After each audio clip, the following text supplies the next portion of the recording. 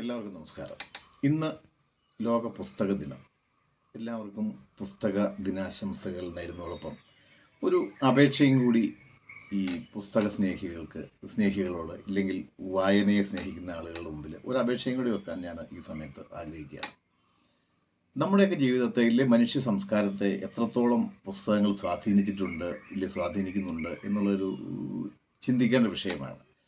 ഒരു ഒരു സംസ്കാരം ഉരുത്തിരിഞ്ഞ് വരുന്നതിൽ ഒരു കാരണങ്ങൾ വ്യാപിപ്പിക്കുന്നതിൽ അറിവുപരമായിട്ടും ഏത് തലത്തിലായാലും പുസ്തകങ്ങൾ വഹിച്ചിട്ടുള്ള പങ്ക് ചില്ലറയല്ല, അത് വളരെ അധികമാണ്. പക്ഷെ നിർഭാഗ്യവശാൽ ഇപ്പോഴത്തെ ഈ തലമുറ പുസ്തകങ്ങളുമായിട്ട് വളരെ അകന്നു പോകുന്നൊരു കാഴ്ചയാണ്. കാരണം അത് മറ്റ് പല സാങ്കേതിക വിദ്യകളുടെയൊക്കെ ഒരു പ്രശ്നം കൊണ്ടായിരിക്കും.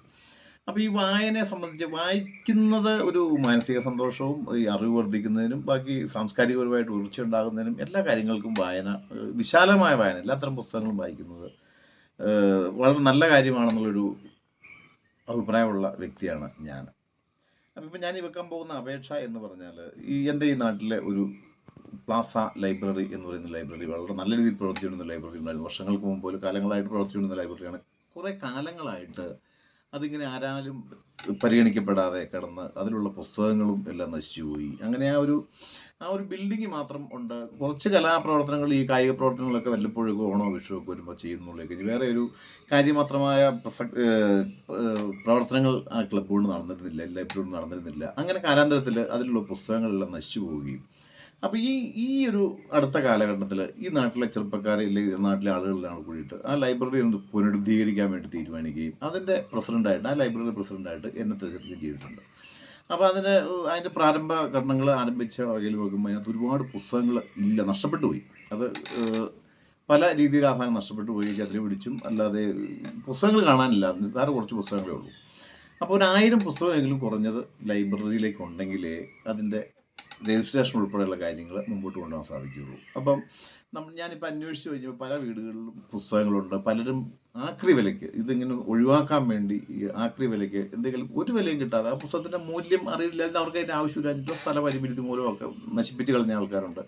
ചില ആളുകളുടെ കയ്യിൽ 1-2 പുസ്തകങ്ങളുണ്ട്, അവർ തരാമെന്ന് പറഞ്ഞിട്ടുണ്ട്. അപ്പം ഞാൻ നിങ്ങളോട് പറയാനുള്ളതിൽ, ഈ വായനയെ സ്നേഹിക്കുന്ന ആളുകളോട് എനിക്ക് പറയാനുള്ളത്, നിങ്ങളുടെ ആരെങ്കിലും കൈവശം പുസ്തകങ്ങളുണ്ടെങ്കിൽ ആ പുസ്തകം, ഞാൻ എൻ്റെ അഡ്രസ്സ് ലൈബ്രറി ഉൾപ്പെടെയുള്ള അഡ്രസ്സിന് അത് കൊടുക്കാം, ഫോൺ നമ്പറും കൊടുക്കാം. നമ്മളെ അറിയിച്ചാൽ ഇല്ലെങ്കിൽ നമുക്കത് അയച്ചു തന്നാൽ അതൊരു മുതൽക്കൂട്ടാവും. ഭാവി തലമുറയ്ക്ക്, വരും തലമുറയ്ക്ക് ഒരു അസറ്റായിട്ട് അത് കൊണ്ടുനടക്കാൻ പറ്റും എന്ന് എനിക്ക് തോന്നുന്നു. അതുപോലെ തന്നെ പുസ്തകത്തെ സ്നേഹിക്കുന്നതിൽ, വായന സ്നേഹിക്കുന്ന ആളുകളുണ്ടെങ്കിൽ ഞാൻ ഈ ലൈബ്രറിക്ക് ഇത്ര പുസ്തകം, പൈസയൊന്നുമല്ല നമ്മൾ ഉപയോഗിക്കുന്നത്, ഇത്ര പുസ്തകം ഞാൻ സംഭാവനയായിട്ട് കൊടുക്കാം, പുതിയ പുസ്തകം വാങ്ങിച്ചു കൊടുക്കാം. അങ്ങനെയുള്ളവർക്കും ഈ അഡ്രസ്സിലേക്ക് ആ പുസ്തകം അയച്ചു തരാവുന്നതാണ്. അല്ലാതെ ഏതെങ്കിലും പഴയ പുസ്തകങ്ങൾ വീട്ടിലിരിക്കുന്നത്, ഈ തരം പുസ്തകങ്ങളും ആയിക്കോട്ടെ, പുസ്തകങ്ങൾ തരാൻ താല്പര്യമുള്ളവർ പ്ലാസ ലൈബ്രറി രാജമുടി എന്ന അഡ്രസ്സിൽ ഞാൻ അഡ്രസ്സോട് കൊടുക്കാം. അയച്ചു തരാൻ വേണ്ടി ഒന്ന് സഹകരിക്കുക.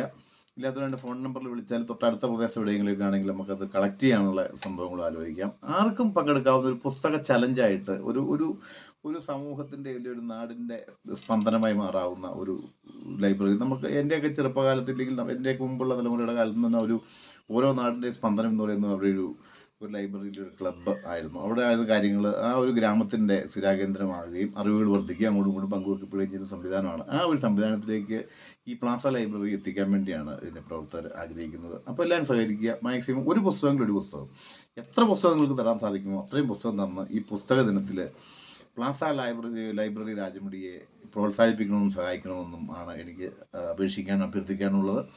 എല്ലാവർക്കും ഒരിക്കൽ കൂടി പുസ്തക ദിനാശംസകൾ നേർന്നുകൊണ്ട് നന്ദി, നമസ്കാരം.